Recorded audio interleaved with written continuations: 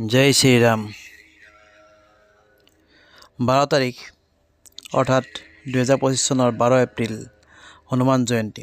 এই বিশেষ দিনটোত প্ৰভু হনুমানৰ আশীৰ্বাদ লাভ কৰিবলৈ বিশেষ কিছুমান নিয়মৰ দ্বাৰা আগবাঢ়িলে সুফল লাভ কৰিব।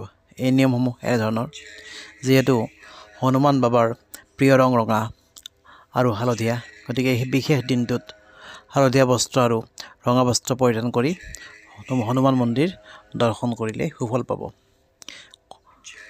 যথাসম্ভৱ কলা ৰঙৰ পৰা বিৰত থাকিব, যিহেতু কলা ৰং হনুমান বাবাৰ অতিকে অপ্ৰিয়। শুভ সময়।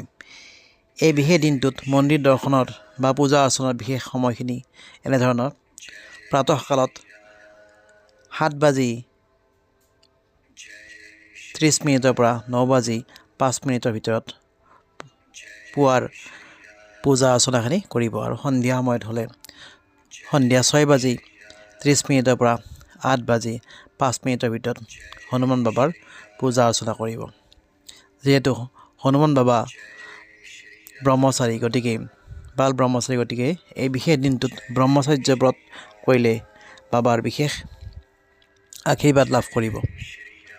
পোনপ্ৰথমতে মন্দিৰ গৈ চামেলি তেলৰ চাকি বা মিঠাতেলৰ চাকি বা ঘিৰ চাকি জ্বলাব, তাৰ পাছত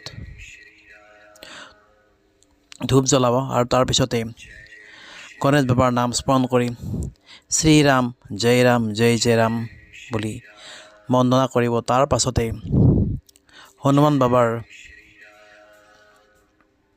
মূৰত তেল সিন্দুৰ ঘঁহিব, আৰু তাৰ পাছতে যথাসম্ভৱ 5 বাৰ বা 7 বাৰ বা 21 বাৰ বা 108 বাৰ হনুমান চালিচা পাঠ কৰাৰ যত্ন কৰিব। আৰু যদি সম্ভৱ নহয়, ওং হং হনুমতে নমঃ এই মন্ত্ৰ 108 বাৰ জপ কৰিব। হনুমান বাবাৰ প্ৰাতঃ সময়ত পূজা সম্ভৱ নহ'লে সন্ধিয়া সময়ত হনুমান বাবাৰ পূজা কৰি সূৰ্য অস্তৰ পাছত বজৰংগ বাণ পাঠ কৰিলে সুফল পাব। যিহেতু বাবাৰ বুন্দিয়া লাডু আৰু মিঠা ভোগ প্ৰিয়, গতিকে বুন্দিয়া লাডু বা মিঠা ভোগৰ বাবাক অৰ্পণ কৰিব।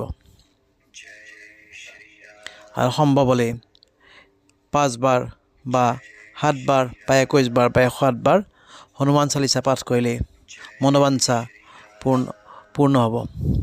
আৰু মহিলাসকলে